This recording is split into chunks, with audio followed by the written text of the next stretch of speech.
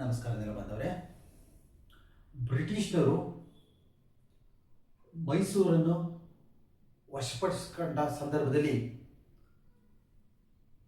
5 ಪ್ರಾಂತ್ಯಗಳಿದ್ದು ಹಳೆ ಮೈಸೂರು ಪ್ರಾಂತ್ಯ, ಬಾಂಬೆ ಪ್ರಾಂತ್ಯ, ಮದ್ರಾಸ್ ಪ್ರಾಂತ್ಯ, ಹೈದರಾಬಾದ್ ಪ್ರಾಂತ್ಯ, ಕೊಡಗು ಪ್ರಾಂತ್ಯ.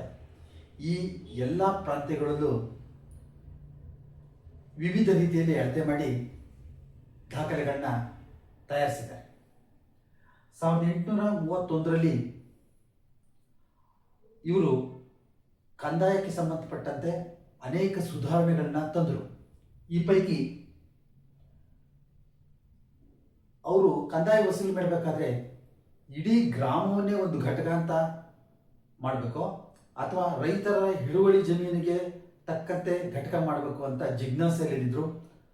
ಈ ಸಂದರ್ಭದಲ್ಲಿ ವ್ಯಕ್ತಿಗತ ಒಡೆತನವನ್ನು ಆಧರಿಸಿ ಒಂದು ಘಟಕ ಮಾಡಬೇಕು ಅಂತ ತೀರ್ಮಾನ ಮಾಡ್ತಾರೆ. ಇದಕ್ಕೆ ರೈತವಾರಿ ಪದ್ಧತಿ ಅಂತ ಕರೀತಾರೆ. ಮೊದಲೆಲ್ಲ ಸುಗ್ಗಿಗೆ ಮೊದಲೇ ಕಂದಾಯವನ್ನು ವಸೂಲು ಮಾಡ್ತಾ ಇದ್ರು. ರೈತರು ಬೀಜ ಮತ್ತು ಗೊಬ್ಬರಕ್ಕೆ ಈಗಾಗಲೇ ಸಾಕಷ್ಟು ಹಣ ಖರ್ಚು ಮಾಡಿದ್ರಿಂದ ಕಂದಾಯ ಕೊಡೋಕ್ಕೆ ತೊಂದರೆ ಆಗ್ತಾ ಇತ್ತು. ಇದನ್ನ ಮನಗಂಡಂತ ಬ್ರಿಟಿಷ್ ಸರ್ಕಾರ ಸುಗ್ಗಿ ಕಾಲದಲ್ಲಿ 5 ಕಂತುಗಳಲ್ಲಿ ಕಂದಾಯ ಪಾವತಿಸುವಂತೆ ಆದೇಶ ಮಾಡ್ತಾರೆ.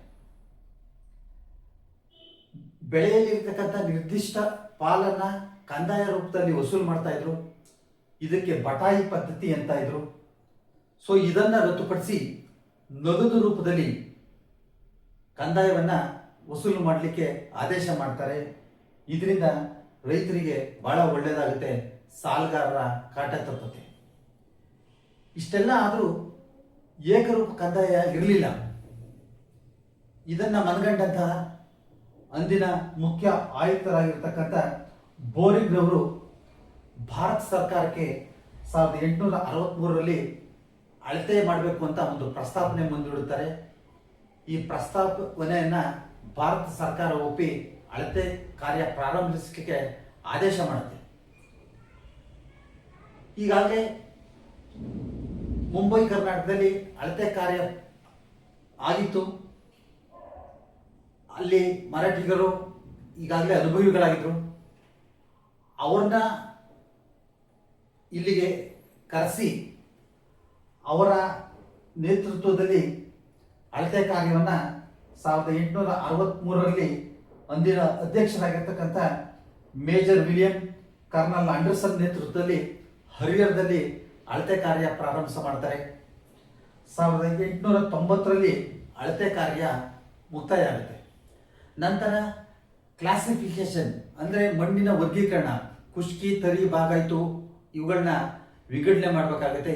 ಈ ಕಾರ್ಯನ 1895ರಲ್ಲಿ ಪ್ರಾರಂಭಿಸಿ 1899ರಲ್ಲಿ ನಂಜನಗೂಡಿನಲ್ಲಿ ಮುಕ್ತಾಯ ಮಾಡ್ತಾರೆ. ನೆಲಮಾಪನಕ್ಕೆ ಸಂಬಂಧಪಟ್ಟಂತ ಎಲ್ಲ ವಿಡಿಯೋಗಳು ಫೇಸ್ಬುಕ್, ಇನ್ಸ್ಟಾಗ್ರಾಮ್, ಥ್ರೆಡ್ ಹಾಗೂ ಯೂಟ್ಯೂಬ್ನಲ್ಲಿ ಲಭ್ಯವಿದ್ದು ತಾವು ನೆಲಮಾಪನ ಅಂತ ಟೈಪ್ ಮಾಡಿ ಸಬ್ಸ್ಕ್ರೈಬ್ ಆಗಿ ನೋಡಬಹುದಾಗಿದೆ. ನಮಸ್ಕಾರ.